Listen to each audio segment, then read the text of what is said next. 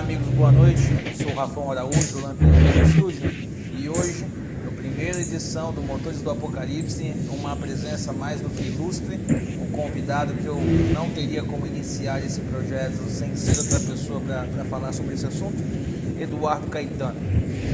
Hoje vamos falar sobre o que é o Apocalipse Engine, sobre o que é esse mundo. E nada melhor do que o nome desse canal, Motores do Apocalipse. Para quem não sabe, o Apocalipse Engine foi criado por Vincent Baker em 2010. Ele é o pai do Apocalipse World, que é o pai de uma dezena de jogos que utilizam a mesma mecânica de regras, ganhador de vários jogos indie, e hoje no Brasil tem representantes de peso dentro desse sistema.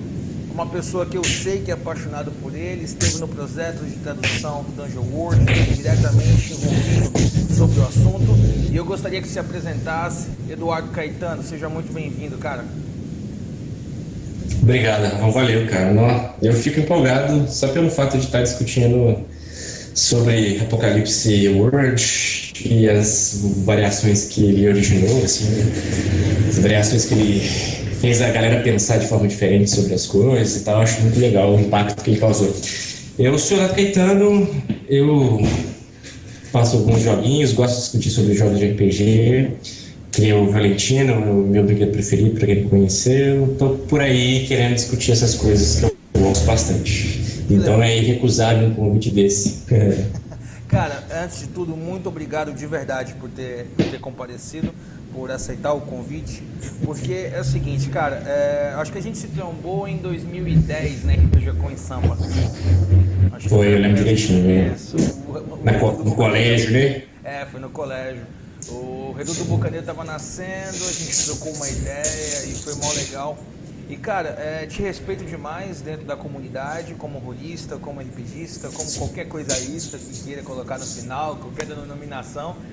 Porque o que eu acho legal, cara, da sua vibe é que é o seguinte: você tem a sua parada, você tem o seu rolê, sacou? Você tem a sua visão da brincadeira, do jogo, da brincadeira séria, da brincadeira descontraída.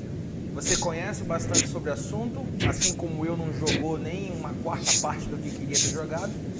Mas eu acho que o que fica de principal é a sua humildade, troca ideia com todo mundo do mesmo nível, é jogador igual qualquer um. Então, cara, muitíssimo obrigado pela atenção. E já pra começar, já vou mandar, eu quero saber o que é aqueles post-it lá no fundo lá, qual é que é daquele brainstorm lá, ó, na parede. Não, velho. Aquele é um projeto que eu tô querendo desenvolver de escudos genéricos, que é o Bang, o Biombo de auxílio narrativo genérico. Mas eu tô quase lá ainda, assim. Eu tô com um conceito bacana pra ele e eu quero ver se eu solto ele pra fazer um artesanal pra galera, assim, de biombos. Mas esse aqui é o mais legal, vou te mostrar pra você, deixa eu ver se dá pra ver. Quero ver sim. Esses daqui, ó, os amarelinhos, são Casa na Árvore, que já tá em desenvolvimento ali, ó. Tá. Diga. Então você não abre mão de brainstorm nesse processo. Para você, o processo de criação Boa. tem que ser preciso. Não, tá aqui também mais coisa aqui, vamos ver se dá pra ver. Isso aqui é Casa na Árvore. Da hora, velho. Ô bicho, Não para, velho. se tem uma coisa que eu invejo, primeiro porque eu acho da hora porque você tem um lance artesanal, né? Você tem a parada de construir, de fazer o livro artesanal. A gente saiu esses dias do sala de jantar aí, tipo, cara, dá vontade de você comprar o livro só pelo design, cara. Tipo, esse boneco ficou incrível. Ó, não, sensacional, cara, sensacional. Meus parabéns. Só de ver, só a reformulação do jogo já brinca de uma maneira diferente. Incrível, gente. Incrível. Tá tudo rabiscado já, velho. Muito bom, cara. Eu achei incrível. Eu acho legal porque é você que faz. Então, é um processo que é intimista com o criador. Eu acho isso bala pra caralho. E eu tô lendo o Despreparado Nunca, né? E ele fala muito sobre esse lance do brainstorm. E eu tô vendo que você aproveita muito sobre isso. Quando a gente começar a falar um pouquinho sobre Apocalipse Engine, fala pra gente como é que funciona esse brainstorm seu. Cara, então, eu comecei a ler ele recentemente, assim, eu peguei ele, acho que foi no World RPG Fest, esses dias eu peguei de noite, comecei a ler, e aí é muito legal, estou gostando muito do Despreparado Nunca, porque eu não terminei ainda não, eu li pela metade, porque ele, igual alguns outros livros de game design também, assim, E ele é legal que ele é game design para mestres, assim, né? Sim. Mas é puro game design, assim. Eu me identifiquei em tudo ali, de alguma forma, quase tudo praticamente, sabe? Faz muito. Para ele o processo é para criação de aventuras, né? Para se preparar como mestre. Mas eu fiz muito paralelo, em quase praticamente tudo no paralelo de criação mesmo, assim, criação de jogos, projetos de arquitetura. Aquele processo ali, ele é meio que intuitivo já, assim. Você vai desenvolvendo ao longo do tempo também, né? Tipo, eu fiz 7 anos de arquitetura, você tinha que fazer um monte de projetos sempre. Então, você tem aquele processo de concepção, elaboração, separar o que é útil e o que não é. Aí você pega aquilo que você realmente tem ali são etapas, assim, né? Pular uma etapa, às vezes, até dá e tal, não tem problema, mas você tem a chance de sair com algo mais consistente, assim, mais denso, mesmo que pequeno, né? Mais denso, com muito mais chance, assim. Cada um tem sua metodologia, né? Eu acho muito louco. Que funciona muito bem. O que eu achei muito foda do processo de estudo é o lance do preparo. Ele fala bastante no começo do livro. Quanto mais você faz brainstorm, mais preparado você tá. E aí quando vem uma situação que você precisa, você não precisa parar para pensar, porque você já se preparou. Eu tô até escrevendo um artigo sobre isso, né? Isso tem a ver com preparo samurai e tal. E eu achei muito louco, até porque recentemente você fez, né, um boteco de jogos com Isso. Com o Júlio Matos. E eu lembro que a gente conversou e cada um teve esse lance. Por exemplo, você falou que escreve no papel. Eu não consigo me organizar brainstorm no papel. Se eu não tiver no computador, não funciona, não sai nada. Eu não consigo me organizar nas mãos, entendeu? Então cada um tem um processo e é legal se conhecer. Sabe que eu acho que... Eu nem pensando sobre isso. Por que eu escrevo no papel post-its ou no caderninho, assim? Porque quando eu tô na pilha, assim, que eu começo a abrir a torneira, começa a jorrar muito, assim. E aí uma ideia vai atropelando a outra. Se eu começar a focar numa ideia, eu esqueço a que acabou de ter, entendeu? E às vezes elas são ideias meio díspares, assim, porque elas não têm a ver. Eu preciso de uma coisa, tipo, uma impressora de ideias, assim, sabe? E depois eu olho isso. Peraí, depois eu olho isso. Aí depois eu falo, isso aqui é uma bosta, esse é massa, uma bosta. Ó, isso aqui é massa, cara. Viajei na maionese nessa hora aqui, tio. No futuro a gente vai botar um fone assim, vai fechar o olho e vai sair imprimindo assim, ó. Porque a gente pensar, aí vai ser um bagulho bem louco. Vai ser umas paradas que você vai falar, opa, não, isso aqui não, isso aqui lixo, isso aqui eu não quero não. E o mais louco é que nesse momento não sai nada pronto, né? Essas ideias, elas são sementes, assim, né? Não são árvores, nem flores, nem frutos, assim. Você tem que cultivar depois essas ideias, né? Preparar elas, regar e tal, ficar ali. Você tem e abraçar o cara, isso não é tão mental. Brainstorming ali é uma porrada de semente maluca que você gera na cabeça, por isso que tem tempestade mesmo. Sim. E depois tem que trabalhar pesado em cima, senão... Esse é o ideal, né? Se saísse o jogo pronto, mas ele não ia estar pronto nunca, porque ele está saindo da tua cabeça só, ele só está materializando. E, por exemplo, algumas pessoas gostam de trabalhar sozinhos, né? Tem gente que gosta de trabalhar tipo ninja. Por exemplo, eu não funciono trabalhando sozinho, porque eu sou bom de brainstorm, mas eu não sou bom de finalização. Sacou? Então, tipo assim, complementar o fluff, deixar aquele texto bonito, criar uma introdução, aquilo ali eu tenho dificuldade. Então, se eu parar com você, eu vou solta a ideia, eu falo, Edu, já tá aqui, um boneco, agora vai enchendo de carne aí, sacou? Então... Eu funciono bem mesmo sozinho, cara, eu acho, assim. Tem dificuldade de... Porque, tipo assim, se você vai fazer tua parte, então você faz tua parte e depois a gente pega e junta. Eu não consigo ir... Até acho importante, acho que um defeito assim, que eu tenho de não conseguir trabalhar muito bem em grupo. Eu acho legal dividir funções e tal, cada um faz seu papel e beleza. Se eu consigo até opinar, mas trabalhar ali no processo eu acho difícil. Assim. Então... Eu já não consigo, cara. Se eu estiver trabalhando sozinho, sem saber que eu tô ali trocando ideia com alguém, eu tenho muita dificuldade, eu travo geral. Você vê, né? Cada um um projeto completamente diferente. Muito louco, a mente funciona completamente diferente. Cara, eu vou falar rapidamente de mim, só porque é um assunto que eu sou apaixonado. Apocalipse Engine hoje é novo espaço no coração. E eu vou fazer a mesma pergunta para você. Vou falar rapidamente como é que foi meu rolê com Apocalipse Engine.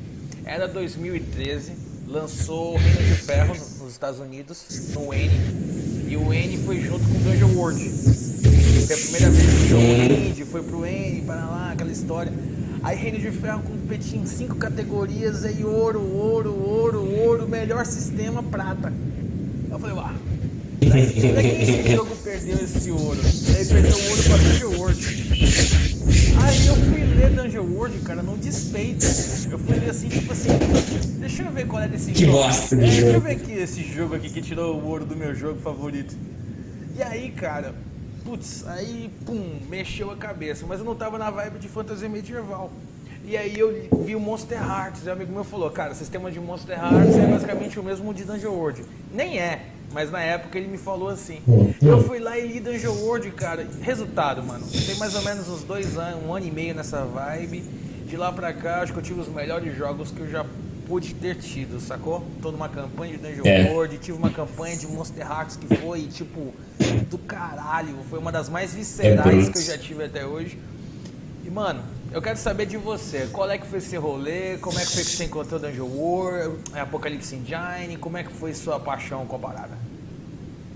Cara, foi muito louco, assim, foi quando eu comecei a, de cara, conhecer os jogos indies, assim, acho que foi 2010, 2008, eu tava morando fora, eu comecei a voltar a gostar de RPG, assim, de correr atrás de RPG, eu tinha ficado uns 7 anos parado. E eu não tinha nada pra fazer, assim, eu comecei a escutar uns podcasts, inclusive foi quando eu descobri podcast também, em 2008. E tinha uma galera lá que eles jogavam Dogs in the Vineyard, que é um dos primeiros jogos do Vicente Baker. Mas até então eu não dava muita trela pra isso não. Em 2010, eu acho que eu escutei o primeiro, deve ser 2010 ou 2011, um podcast que tinha um actual play de Apocalypse World, do Walking Eye. E aí eu vi o que eles estavam jogando e as histórias que eles estavam criando, eu pirei, assim. Logo depois disso, aí eu já estava publicando Valentina junto com a Secular. A gente discutia muito como que o Dungeon World era bacana. O Rocha, eu acho, que entrou em contato com o Adam e com o Sage, pedindo licença. Os caras falaram, não, velho, vocês, pega aí e lança. Os caras são muito loucos também, muito punk, assim, anarco. E aí eu caí de cara caí de cabeça no Dungeon também para dar uma sacada melhor, assim. E joguei uma vez de player Monster Hearts, que foi muito bom, joguei de Queen, me diverti horrores. E eu sinto muita vontade de jogar de player, cara. Faço um pedido, assim, mestre em Apocalypse World pra eu jogar de Brainer, por favor, assim. Ô, mano, na moral, velho. Ô, Guilherme Corne. Aquele abraço, velho. Mestre pra nós. Velho, na moral. Pra quem não sabe, recentemente a gente fez um joguinho, eu, Edu, Guilherme Corne e o Bento, Bruno, e foi monstro. E o Rodrigo, né? A gente não conseguiu. E o Rodrigo, pode crer, pô, pode esquecer. E a gente não conseguiu desenvolver, problemas pessoais e tal, mas tipo, o set base que a gente criou pra jogar, mano. Na moral, mano, tipo, manda pra Hollywood que vira filme, tá ligado? Puta que pariu. Aquele bagulho é foda. Esse jogo é foda por causa disso, né, cara? É difícil, você tem que cagar muito pro jogo sair ruim, cara. É muito difícil. Esse é o lance do Apocalypse Engine, né, da Engine, assim. Porque é difícil você fazer uma coisa ruim com eles, uma coisa que não seja legal. Ao mesmo tempo, eu vejo que ao mesmo tempo é o grande triunfo e ao mesmo tempo é o calcanhar de Aquiles do próprio sistema. Certo? Porque, tipo assim, o grande triunfo é porque ele meio que ampara o que você vai fazer, mas para algumas pessoas ele é o calcanhar de Aquiles porque ele diz também o que você vai fazer. Sacou? Então, sim. Eu prefiro ser como é, pelo menos ele mantém ali um ritmo do tipo de história que quem escreveu se propôs.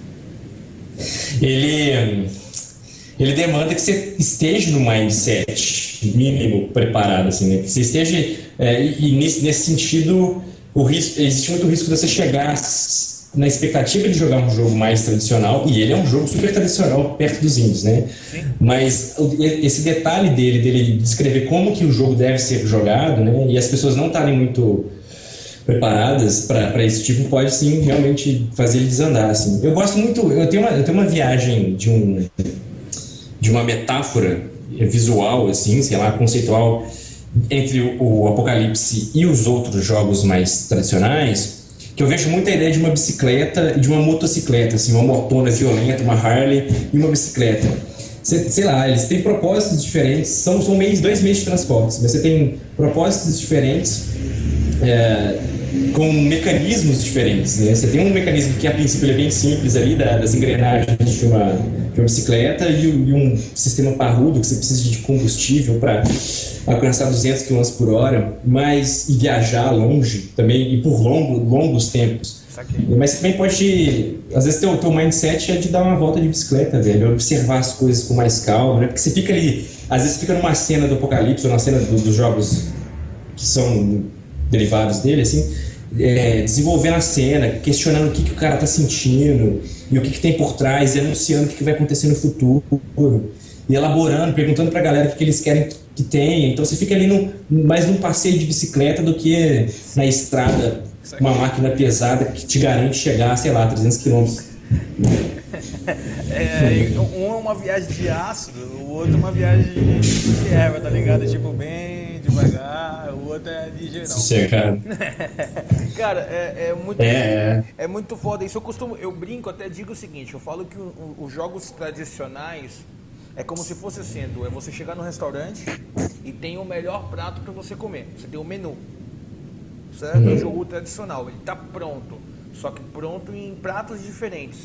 O Apocalypse Engine é a leitura daquele prato. Por que tem um alface em cima da carne, em cima do pão? Por quê? Porque um precisa do quente, que precisa do frio, que precisa disso. Ele te ensina o core da criação de uma história. Eu acho isso, tipo, ele te coloca lá, você pega um cenário, tipo Legacy, que a gente começou a jogar. Ele não tem descrição praticamente nenhuma do mundo. Ele não faz nenhuma referência ao cenário e ele te dá apenas os personagens. Mas os personagens, o próprio modelo como eles foram construídos, quando a gente termina de construir, a gente não consegue fugir do escopo do jogo, mas criar a nossa própria versão. E eu acho isso simplesmente mágico, velho. Vou dar um outro feeling sobre isso também. Eu sempre achei que todo mestre é um pouco game designer, assim, né? Você pega o jogo tradicionalzão lá, seu cheio de regra, mas o jeito que você joga, ele é sempre muito pessoal do grupo. Às vezes você vai jogar contra o grupo, é diferente de você mesmo que está jogando. Você vai adaptando algumas coisas. O jogo de RPG ele vem pronto, ele te determina como é que você deve jogar o jogo, mas cada experiência é diferente. Eu acho que esses jogos Powered by Apocalypse, isso está muito consciente neles, e eles já te dão um passo além, te considerando um game designer, tipo assim, então, você vai jogar esse jogo, para alcançar a experiência desse tipo de jogo, faça isso, isso e isso. E cada personagem, né, os personagens do Apocalypse World, eles são meio que formas diferentes de você contar aquela história, ou tipos de encaminhamento que aquela história pode dar que te apetecem mais.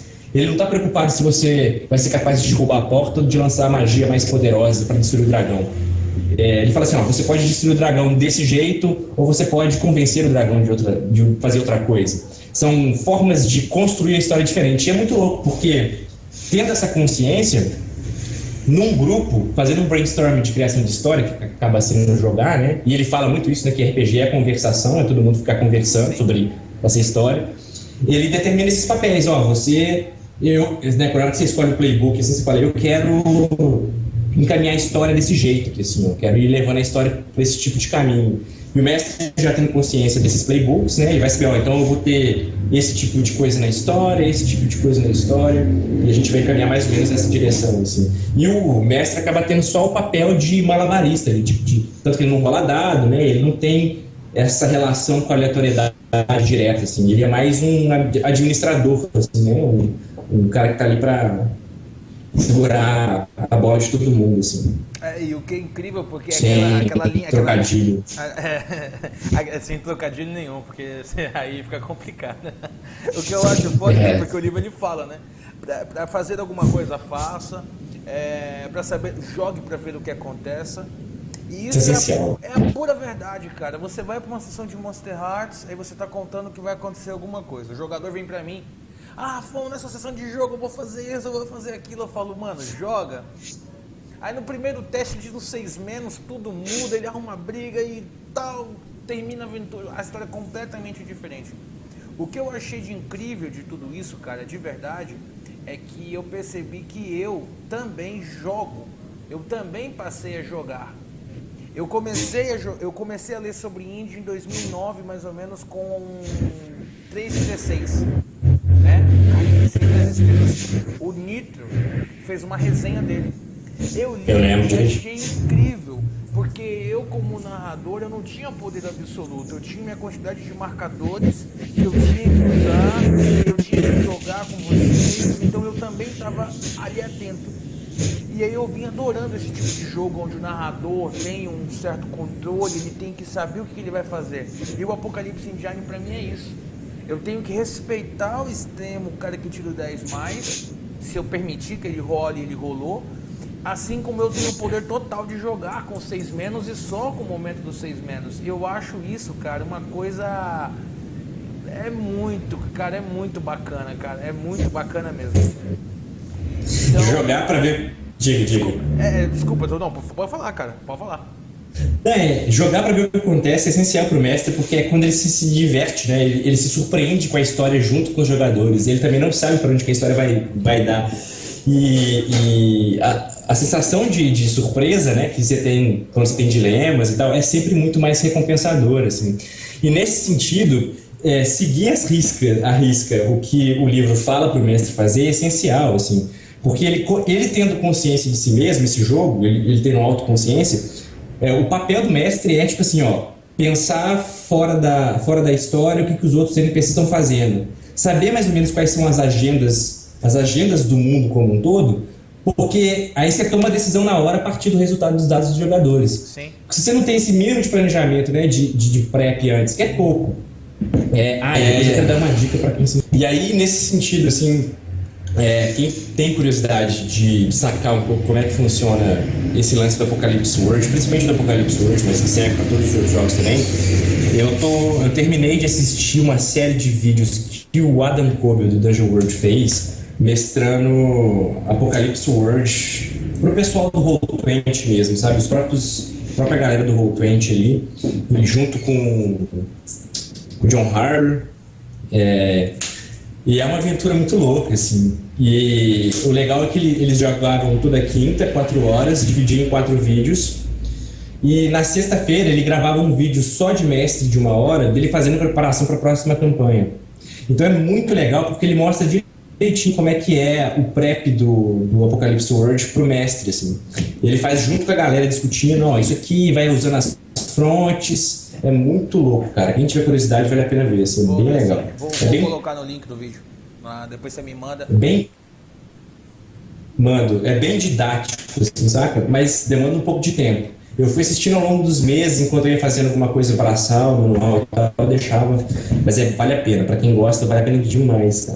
Eu não vou mentir, eu tive um pouco mais de dificuldade com Dungeon World do que com Monster Hearts. Né? Dungeon World tem mais regras, envolve combate, e aí já tem uma parada, né, um pouco mais densa de regras. E eu comecei no Monster Hearts, que é mais leve do que o Apocalypse World. Né? O Apocalypse World ele é um pouco mais encorpado do que o Monster Hearts. E eu tive de boa, eu encarei os vilões. Muita gente falou que jogou Monster Hearts e nunca sequer usou os vilões. Eu usei do jeito que tinha que usar lá, bonitinho. Já o Dungeon World eu tô engatando, eu percebi que eu só consegui fazer os fronts da segunda sessão para a terceira em diante. A primeira para mim não ficou muito claro. Os jogadores chegaram com muita sede ao pote e falaram de muitas coisas. Mas o que tem sido muito legal dentro do jogo, primeiro, a resolução rápida dos problemas. E eles fazerem aquele ciclo constante, né? A ficção gera uma rolagem, a rolagem impulsiona a ficção e o jogo nunca para. E eu acho que... É um motor. Porque eu acho que uma das coisas mais legais, Edu, é quando você, como narrador, descobre qual é o seu estilo de jogo. E meu estilo de narrar, não dá muito pra mim parar e fazer pull parade, contar dado, rolar, contar sucesso. Eu narro rápido, já falo rápido, então eu preciso de um sistema onde eu rolo, somou no máximo e resolveu, entendeu? E o Apocalypse Engine encaixou com perfeição isso tudo, entendeu? Eu tenho um pouco de dificuldade ainda até hoje, cara, com o próprio Apocalypse World. Já mestrei umas 3, 4 campanhas, acabei... Mentira, eu comecei umas 6 campanhas de Apocalipse, acabei umas 3, e mesmo assim me dá pena bastante. Tinha um pouco de receio de mestrar da Dungeon World, mas hoje em dia já estou mais acostumado, mas também às vezes pena.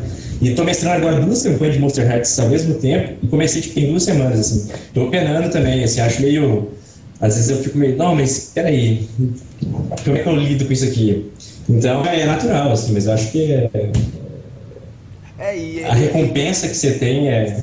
A recompensa é melhor, mas o que é legal é que parece que você só aprende metendo as caras. Você lê ele, cara, você fica entupido de dúvidas. Quando eu comecei a ler, eu comecei a falar com os amigos, os caras estão dando, Rafão, e esse movimento? Rafão, e esse movimento? Eu falo, mano, joga o jogo, vai definindo vocês como é que tem que ser, e isso é incrível. E me falei, cara, tipo, a gente, né, ao longo desses 2 anos, a gente teve alguns lançamentos de peso para Apocalypse Engine, tá chegando mais, mas entre eles, que eu sei que você conhece todos na ponta da língua, assim como eu, não, falo assim, né, pelo menos os principais que foram lançados, né, não os hacks, que são muitos, mas os livros lançados.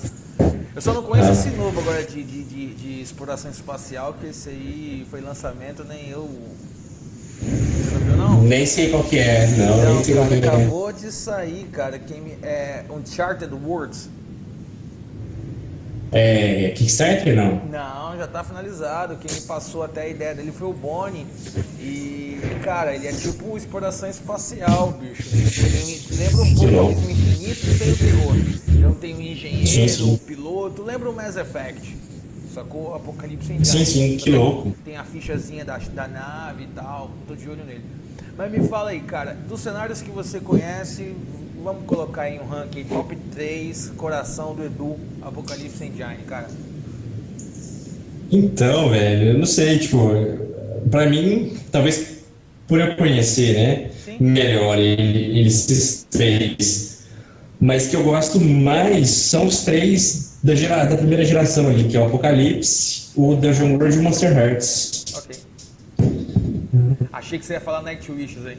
Apocalipse no top, assim, tipo... Pô, eu não joguei, tá vendo?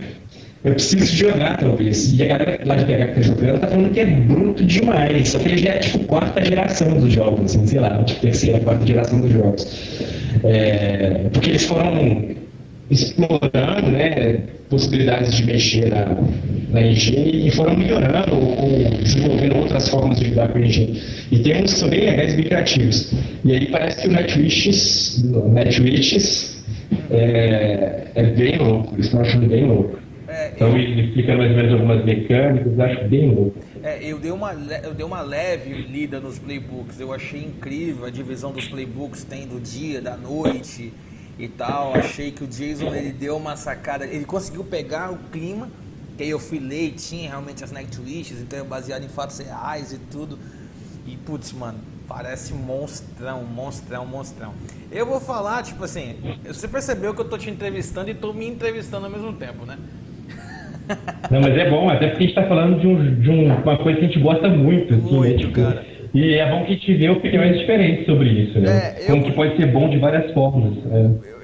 O Dungeon World, cara, o Dungeon World pra mim ele é o melhor, ele é muito monstro, porque pra mim ele é que talvez tenha a melhor expansão de regras. Eu acho que ele é o que tem as regras mais infladas, ele tem regra de todo tipo, pra cidade, pra servo, pra organização, pra montaria, pra piloto.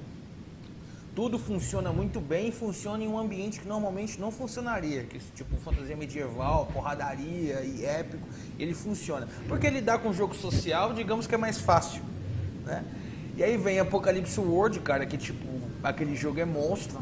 E, mano, eu tô na vibe de Urban Shadows, velho, tipo, com todo o coração, tá ligado, na ponta da mão mesmo. Mas me diz uma coisa, cara, digamos que o cara chegou aqui agora, ele não conhece, joga Apocalypse Engine, ele não conhece nem o sistema. Me diz aí, Edu, se o cara quiser saber por que ele deveria conhecer, por que ele deveria utilizar o Apocalypse Engine, o que ele vai ter pro jogo dele, ou pro jogo que ele está construindo, qual o tipo de experiência, fala aí, passa um pouco pra gente o que você acha que ele teria, por que ele deveria. Ele já jogou RPG? Já. Bom, eu ia falar que existe uma diferença sutil, mas que é essencial dos jogos mais tradicionais que ele provavelmente está acostumado, é que o rolamento de dados, ele não vai te dar uma resposta binária, assim, né, sim ou não, ou você conseguiu e não conseguiu necessariamente. O que ele faz é dividir em três possibilidades, que é uma que você tem um sucesso perfeito, assim, que geralmente você determina como é que ele acontece, uma falha que provavelmente não é você que determina, é o mestre que vai determinar o que acontece, e um meio termo, que é o mais legal, onde a chance, a probabilidade de dados, sei lá, estatística, mas a curva de dados, onde está ali mais no alto, que é onde vai acontecer mais coisas, vai acontecer um dilema, ou o mestre vai te oferecer uma barganha difícil, você tem que fazer escolhas difíceis e significativas. Nesse sentido, para quem joga e às vezes nem percebe que isso está acontecendo de forma mais, num nível mais baixo, é o que faz você se vincular emocionalmente com a história, assim, porque você, como personagem protagonista daquela história, você está sempre tendo que tomar decisões complicadas, difíceis, dilemas, e a história fica dramática, mesmo num jogo bruto e agressivo como Apocalypse World, assim, por exemplo. Então, ali que está o tesão do jogo, eu acho, que é a base mecânica mais resumida possível do jogo, que é os 2d6, né?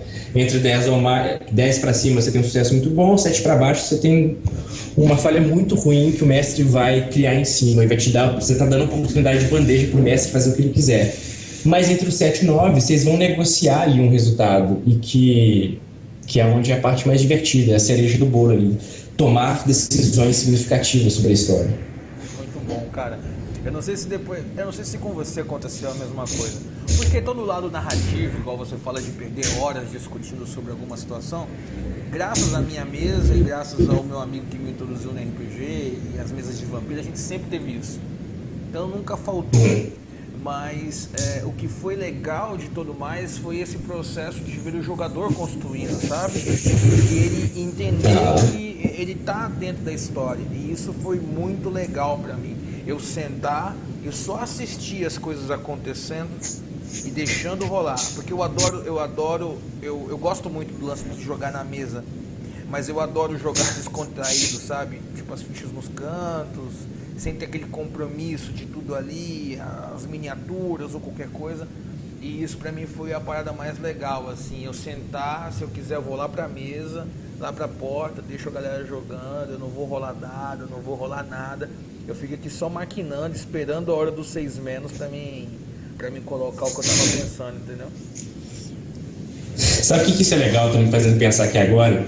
Como que o debate de teoria de jogo, né, tipo, ou de game design, ele é muito importante, muito rico. Tem gente que frita, né, acha que a gente fica rebuscando demais, discutindo demais em cima de um assunto que, foda-se, o importante é divertir, sempre vai jogar. É legal que o Apocalipse, ele é uma... Quando você ouvir isso, na moral, é óbvio que o principal é divertir, cara. A gente tá discutindo aqui como é que a gente faz pra você se divertir. Exatamente. E como que eu posso fazer meu jogo, te entregar isso com mais precisão, assim. E aí é interessante observar que o Vincent Baker, ele estava muito ativo na primeira década dos anos 2000 ali, né, essa discussão teórica junto com o Ron Edwards, quando ele viajou no Big Model ali. Sim. Onde ele discute que o sistema importa. E é onde, ali na Forge, que era um fórum, onde que eles discutiam bastante coisa, criavam um conceito sobre game design de RPG, que tem um conceito super conhecido hoje, que é a distribuição do controle narrativo, né? É engraçado você pensar em 1996, você pegar o Vampiro e falar assim, peraí, qual que é o balanço aqui na distribuição do... O cara vai olhar pra você e fala assim, hã?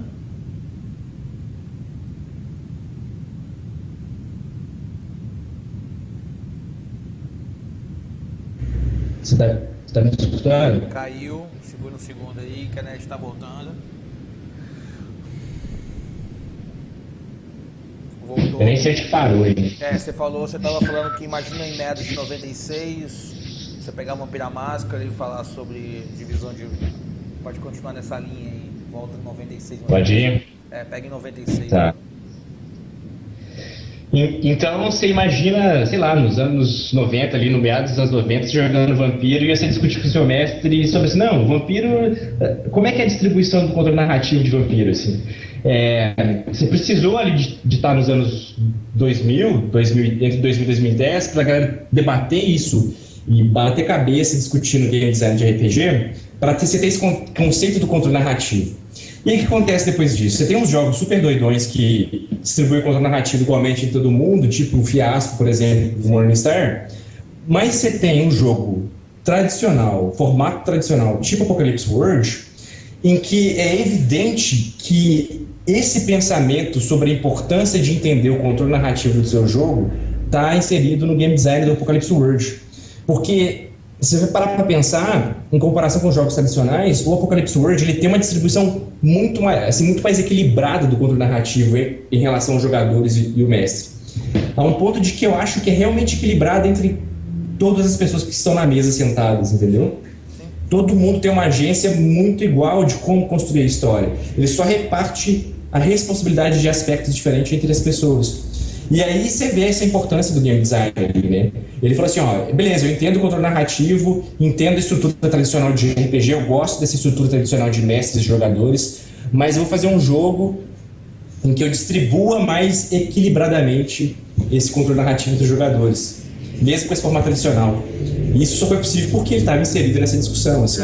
Eu acho que é um dos motivos pela qual o jogo teve uma aceitação tão grande depois, e você tem gente a rodo fazendo hack pro cenário que ele quer desse jogo. Eu acho que é bem por aí, assim. O Edu, é mais ou menos assim, é como eu imagino, tá? Tem um cara que tá na frente falando de uma determinada revolução, de alguma mudança do sistema, que seja, né? Sistema do mundo, quando eu falo. E esse cara é tido como louco, tá vendo alguma coisa onde não tem, daqui a pouco esse cara cria uma mudança, o mundo inteiro usufrui dos frutos dele e ninguém vê que esse cara fez. Um arquiteto, ele fica lá discutindo sobre a inclinação, sei lá, da gota, da chuva, da luz. Aí você fala, mano, deixa de frescura. Igual eu vi esses dias, cara, eu tenho uma mulher aqui na cidade que ela é doutora em arquitetura para educação, né, em fazer prédios, em locais para educação e afins. De escola. Incrível. E aí uma pessoa perto de mim olhou para mim e falou assim, mano, será que isso influencia? Aí você vai entender por que as grandes instituições de ensino são como são, né? E aí, cara, o que eu consigo entender? Lá em 2010, a galera começou a falar na época. Eu lembro que foi quando eu comecei a ver por causa do Nitro. O Nitro fez os vários vídeos, o Nitro era finzão do The Forge. E aí começou com a teoria do GNS, na época o ponto 20, né? O antigo site ponto 20, eu acompanhava e tal. Eu achava viajante, mas eu achava bem legal enquanto eu tava com o pé no chão, porque a divisão do GNS pra mim, né? O gameismo, narrativismo, simulacionismo pra mim, eu falava, putz, tem lógica isso aqui. E aí você é louco que não é dividido, né? Mas tudo bem. Não é dividido, ele não é né? 100% dividido. Não, mas isso é discussão, né? Mas eu não vou entrar nessa. Rotular, né? É só uma maneira de talvez... Foi o começo. O cara pegou e falou assim, não, calma aí, deixa eu separar. Aí depois que ele separou, ele falou assim, não, calma aí, agora eu preciso misturar novamente.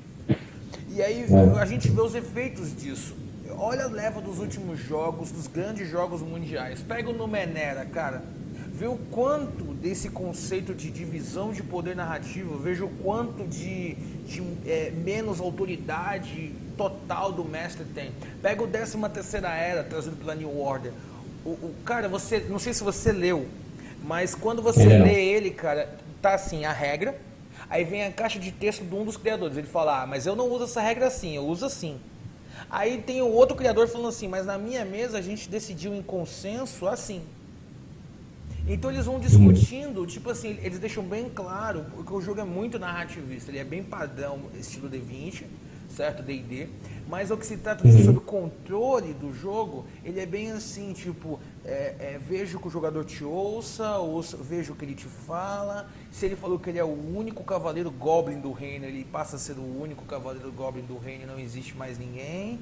Então você observa de como todos vão usufruindo daquilo que foi discutido lá atrás e tido como loucura e tido como um pensamento estúpido, e na verdade o que foi o quê? Foi conceituar uma linha de pensamento da diversão, você entender por que você se diverte e o porquê que você não se diverte com alguns jogos. Você começa a estudar tipo, dentro da Matrix, assim, fala, mano, esse jogo é legal, por quê? Por causa disso, disso e disso. Então é bem legal, cara, foi bem foda essa vibe, e foi bem legal ouvir isso nesse período. Isso é analisar conceitualmente o que é RPG, né, a fundo, assim. galera mais tradicional tende a ter uma certa resistência com essa discussão e tal. Geralmente, pode até por vezes estarem corretos, assim, mas acusando que existe uma tentativa de elitismo, né, de separação, sendo que, na verdade, cara, isso só expande o hobby como um todo, assim, ele não nega esse passado, essa importância desses jogos, inclusive a galera gosta muito desses jogos emocionalmente, por importância do game design. Eu fico assustado quando as pessoas têm uma certa resistência de entender que, na verdade, isso é benéfico, assim, e que não é as coisas não precisam ser opostas, diametralmente opostas, na verdade é tudo uma coisa só, assim, RPG é legal como um todo, velho, RPG é legal por ser RPG. E quanto mais a gente expandir essas possibilidades, mais legal vai ser para todo mundo, cara. Com certeza. Eu fico muito louco, assim, muito impressionado com que a galera cria umas certas... Eu também fico, cara, eu não vou mentir. Hoje eu tava aqui arrumando casa e pensando, certo? Eu vou escrever um texto sobre isso essa semana. Eu tava pensando assim, Edu, como é que o cara pode querer ter uma única ferramenta na caixa de ferramentas? É isso. Sacou? Então, quanto mais discussões nós temos, mais sistemas de regra criamos. E cada sistema de regra é uma ferramenta para um determinado tipo de tarefa. Você não vai conseguir contar uma história estilo Fiasco com D&D e não vai conseguir contar uma história estilo Mouse Guard com Storyteller. Você precisa de ferramentas diferentes para tarefas diferentes. E eu acho que a principal tarefa do Apocalypse Engine é colocar os personagens principais como força motriz de todo o cenário. O Alisson falou uma coisa muito legal, que ele falou assim, dá pra jogar Dungeon World Dark Sun? Ele fala que dá, mas vai ser a versão dos jogadores de Dark Sun.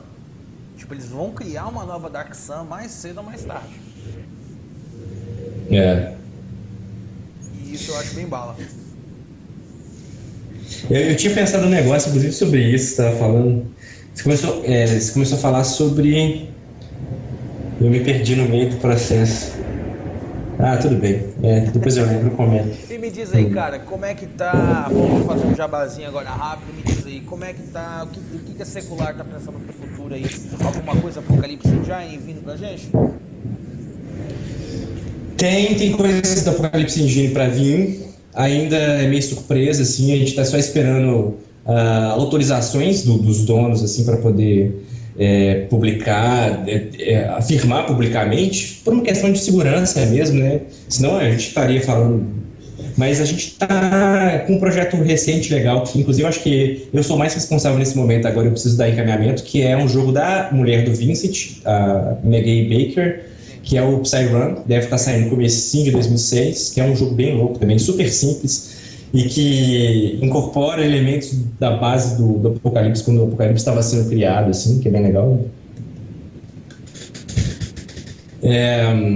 Mas a gente está nessa pegada, assim. Isso, que é uma ótima resenha, inclusive. Muito bom, cara.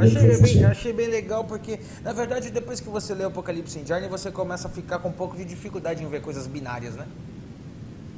É foda. Você começa a ficar com uma certa dificuldade em ver essa questão do acerto ou não acerto, bati, não bati, tipo, calma aí, mas o que acontece no meio termo? Será que não seria legal bater nesse cara, mas acontecer uma parada tipo bem ruim contra? Eu não sei se acontece... Sabe o que acontece nessa coisa binária? Que aí é o que a maioria da galera reclama dessa coisa binária, até a própria galera que gosta muito, é porque aí não faz diferença se eu tô, sei lá, dando um murro ou como eu estou dando murro ou como eu estou batendo com a espada. É tipo assim, vou atacar, errou. Acaba resumindo nesse... Você vai enfraquecendo a descrição, né, a narração da história, assim, porque fica assim, faz isso sim ou não? Não, sim, beleza. Não fala o porquê, como, não explicita essa parte que é essa parte gourmet da história, essa parte saborosa, esse tempero. Concordo com você totalmente. Depois de um tempo você fica com uma certa dificuldade em ver coisas binárias, assim, tipo acertei, não acertei. Porque eu não sei se acontece essa viagem com você, cara, mas como eu tô na vibe do Apocalypse Engine tem um pouco mais de um ano, eu acho que não tem nem um ano direito. Às vezes eu tô assistindo seriado, cara, eu tô vendo a cena acontecendo e falo assim, aquilo ali foi um 6 menos do narrador agora ali, ó. O cara não sei o que. Eu vejo que às vezes você posta. O cara faz ali um negócio e fala, mano, isso foi um 7-9, mano. Ele queria, mas não deu certo de tudo, ele deixou uma pista pra trás, sacou? E aí você fica lendo. Você falou isso agora, foi da Jessica, eu acho, não foi? Você deu o exemplo da Jessica Jones? Não foi? Foi hoje, ó. Muito louco. E você vê que é bem legal. Cara, isso é muito louco, porque as coisas não acontecem isoladas do mundo. Assim. Lembrei que eu ia falar antes. Agora eu não esqueço mais, eu vou voltar. É legal que as coisas não acontecem isoladas. Você vê que existe uma mudança de comportamento na produção de certas mídias, assim, que essas mídias mais que estão conscientes da internet, por exemplo, as séries feitas pelo Netflix, alguma coisa antes com a HBO, assim, como que as histórias das séries televisivas ganharam uma certa profundidade muito mais densa, né, na forma como que lida com... Então você pega um Game of Thrones, por exemplo, ele tem uma outra forma de contar histórias sobre fantasia medieval, por exemplo, do que era há 50 anos atrás com Tolkien, assim. Não desmerecendo nenhum nem outro, mas é uma outra forma de contar uma história sobre fantasia medieval. O drama das pessoas, né, como que elas lidam com aquilo, sem ter preto no branco, sem o bem e o mal muito bem ali explicitado, e você tem sempre escolhas muito difíceis que cada personagem tem que ter. E aí vai pro quadrinho, vai até pro cinema, os bons filmes e tal. A outra coisa que eu ia comentar é que quando você falou da caixa de ferramentas, que é engraçado que, aí já sendo fazendo um pouco de exercício de futurologia, assim, daqui para frente eu acho que não tem mais volta, assim, cara, porque em todo o campo do conhecimento humano, assim, quando você ramifica uma área de conhecimento e ela vai se especializando, então vamos supor que você pega uma chave de fenda, inventei a chave de fenda, agora eu não preciso mais de pregar o prego com martelo, eu posso parafusar um negócio e eu uso uma fenda. Aí você começa a ter várias formas de chave de fenda. Aí você inventa a chave Phillips. Aí você vai ter vários tamanhos. Então, é uma produção, uma especialização rizomática, assim, né? Em todos os campos do conhecimento, exponencial. E aí, um bom exemplo disso é você ver quantos jogos foram hackeados nos últimos 5 anos e quantos jogos tinham que eram, sei lá, fantasy style D&D, assim, sabe, que foram criados nos anos 80, ou quantas variações de horror moderno tinha nos anos 90, assim, por causa do vampiro. A produção é exponencial, assim, e a discussão e a especialização desse campo do conhecimento, que no nosso caso é a discussão do game design, ela está sendo exponencial, e é um caminho sem volta, assim. Isso é incrível. Que me deixa muito feliz. O Edu, é incrível a gente observar como, né, talvez é aquele lance do consciente coletivo, né? Parecer que todas as mídias estão funcionando de um mesmo modo. Parece que todas as mídias de entretenimento, elas estão mais interessadas em ouvir o usuário, sabe? Em saber qual a experiência que ele está vivendo. A gente vê isso nos programas, a gente vê isso nos sites, a gente vê isso nos aplicativos, nos programas de televisão. Na publicidade, nas propagandas. E a gente está vendo isso hoje, talvez, nos jogos também. Nos jogos de computador, nos jogos de videogame. Que isso é possível... Sim, que só é possível por causa da ferramenta, né? Das ferramentas novas que existem, tipo a internet, que você consegue acessar todo mundo consegue te acessar, então...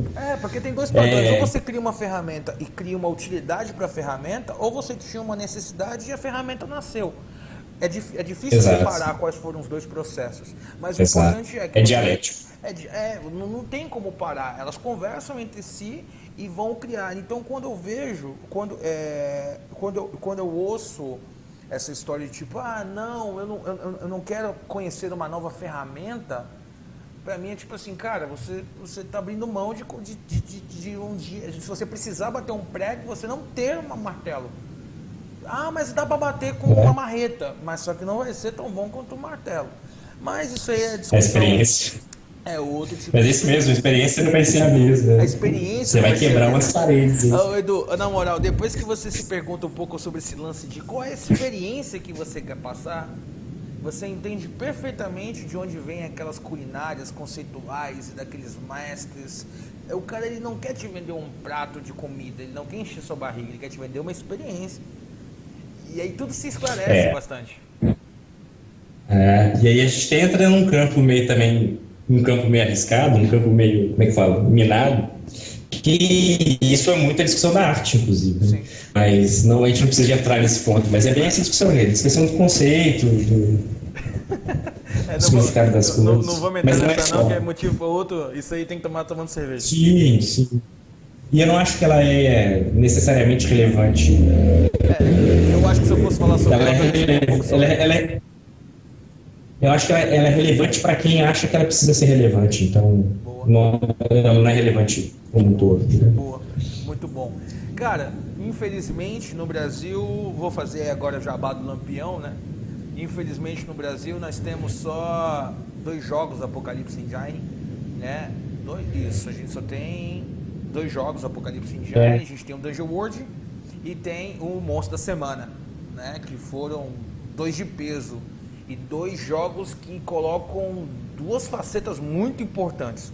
A fantasia moderna, né? Porque tem de tudo, tem desde o divino que usa arma mágica e ritual e tudo mais, tudo dá pra jogar desde porradaria meio estilo, né, nos dias modernos até uma parte de Supernatural, e tem Dungeon World, que é o lado medieval, fantasia medieval que vende. Infelizmente nós temos, né, a falácia do Monster Hearts, infelizmente, né? A gente tem essa situação constrangedora e ruim para nós que trabalhamos dentro do mercado.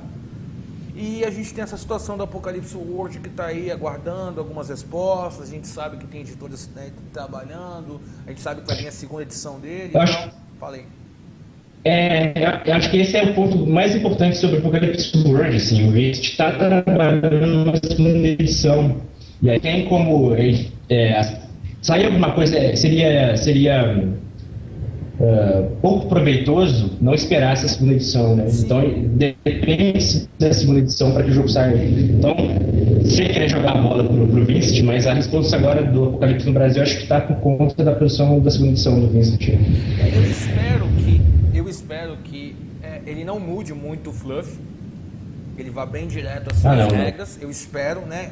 Porque às vezes a gente sabe que lançam novas edições de jogos mais mainstream e mudam todo o fluff. Eu espero que não mude isso, porque facilite para a empresa que está no Brasil, né? Era antigamente a Retropunk, eu sei que ela está em algumas mudanças, mas não vou falar nada a respeito.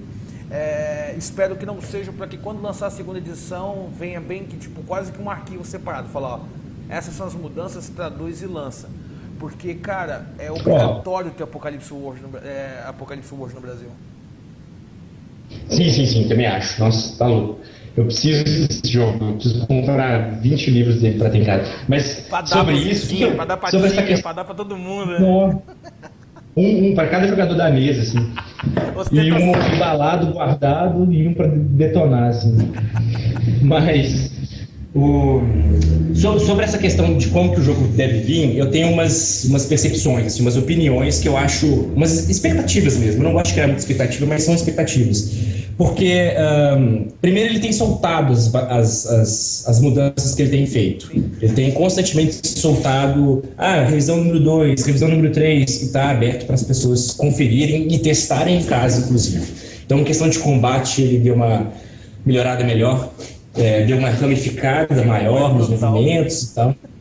Eu achei bem legal, tô achando bem legal. E aí, uma opinião minha, né? O Vincent Baker é um cara muito ciente, muito sensato, é um cara que eu admiro pra caralho. Ele é autor do próprio jogo e ele viu o jogo dele sendo explorado de infinitas maneiras, assim. Ele é muito interessado nos hacks que as pessoas fazem, ele fez o jogo pro jogo ser hackeado.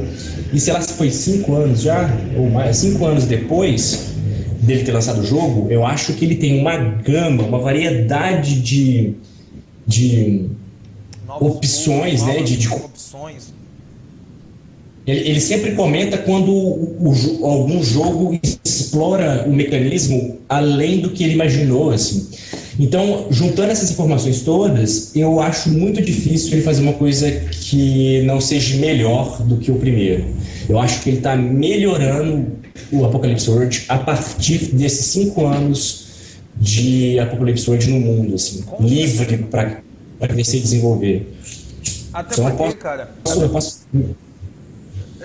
concluir isso aí, até porque vendo os jogos mais novos, você vai entender o que eu estou falando, mas é como se os jogos mais novos estivessem um pouco melhores do que Apocalipse World, na dinâmica, como ele funciona, na leitura, na escrita, na melhor compreensão, então realmente já estava na hora dele ter uma leitura diferente, revisar algumas escritas, utilizar a linguagem dos jogos mais modernos. Então eu acho que realmente melhorava, e o que eu gostei das atualizações que eu vi do Apocalypse World é que ficou cada vez mais brutal o jogo. Tipo, você não vai... já é difícil ser badass, vai ser mais difícil ser badass ainda, mas quando você for, vai ser tipo estilo Mad Max, entendeu? Tipo, vai ser do caralho. Não, e esse teu comentário é interessante, porque a princípio os personagens dos jogadores são os mais provavelmente os mais badass do mundo, né? Sim. Então, se já é difícil ser badass e você já é um dos mais badass do mundo, imagina como é que o mundo deve ser bruto. Né? Cara, tipo, o cenário é muito bom, a escrita é muito boa, ele é muito maduro. Tipo, quando eu peguei a primeira vez, eu ouvi falar sobre movimento de morte, movimento sexual, eu falei, nossa, mano, na moral, fecha a conta e passa a régua que o resto é puta merda, é loucura. Bro, vou aí fazer agora, né, falar um pouquinho. Pra quem não sabe, o Lampião vai trazer 2 jogos Apocalypse Engine, se tudo der certo. Estamos aí no ano de 2016, estamos trabalhando para isso. A gente vai trazer o Legacy, né, a vida entre as ruínas. Ele é um jogo de pós-apocalíptico, mas com uma pegada de fantasia, num clima um pouco Numenera. Cara, vocês vão ver novidades por aí. O Edu deu uma jogada. Sementes de Gori. Sementes de Gori. Não, Sementes de Doku. Putz, fez um personagem louco pra caralho, foi muito louco. E se tudo der certo, foi louco, né? Os movimentos de família e tal, tipo, muito bala. Legacy é bem legal, bem legal. É uma outra pegada de Apocalipse, assim. Porque o Apocalypse World tem aquela pegada hard, né? Diesel punk, aquela pegada de... O Legacy, ele tem uma viagem, tipo, já com um pouco de fantasia, e você poder brincar mais com o tema, talvez. Bem louco. E no segundo semestre de 2016, Sombras Urbanas, Urban Shadows. Pra quem não sabe, gente, Urban Shadows é trazer tudo aquilo que você ama do World of Darkness, tudo aquilo que você adora do mundo das trevas, mas tem dificuldade de rolar na sua mesa. Há um com caçador, outro com lobisomem, outro com vampiro, e às vezes não funciona legal. Tudo isso dentro de um sistema que roda lindo e com um grande foco narrativo. A gente está bem empolgado. Quem já deu uma olhada no livro sabe a qualidade que tem. A Magpie fez um trabalho incrível, o Mark Truman fez um trabalho maravilhoso com o livro, e a gente vai trazer para vocês. Então, torcemos para que 2016, se tudo der certo, para a chegada do Apocalypse World, com 2 lançamentos nossos, a gente vai ter aí tipo uma gama rústica, pesada, um alicerce pesado dentro da mecânica do Apocalypse Engine. Cara, Edu, cara, sem palavras para agradecer, de verdade. Foi um bate-papo maravilhoso. Semana passada eu tive um bate-papo com o Matheus Funfas, né, da Solar. Isso. Para deixar claro, gente, eu sou amador nisso aqui. Eu não domino das artes digitais. Vocês vão ver alguns probleminhas que a gente teve na transmissão do áudio. Mas tá feito, acredito que bem feito. O feedback foi maravilhoso do Funfas, foi um bate-papo legal. E aqui não foi diferente, aqui é parça, grande Edu. Edu, de verdade, do fundo do coração, muito obrigado. Tamo junto na parceria, Lampião tá junto, e eu queria que você se despedisse pra galera aí com o seu recado. Cara, eu que agradeço. O papo, como eu já esperava, foi até além do que eu imaginava, muito bom. Eu sempre, quando eu tô discutindo, eu tenho umas epifanias assim, que eu não imaginava, que eu não penso, que eu não tinha pensado antes sobre o Apocalipse. É sempre muito louco, assim. E queria agradecer pela oportunidade e falar que alguns desses jogos que eu mostrei aí estão já acessíveis para a galera que quiser jogar os meus jogos. Eu tenho um Patreon que rola de conferir, que é www.patreon.com/eduardocaetano, e que eu acho que o último evento que vai rolar esse ano que eu vou poder participar vai ser agora no final de semana, no domingo, no sábado, dia 5, vai ter um Game Talks que vai ser legal em BH. Vão ser 10 pessoas discutindo game design no formato de TED Talk.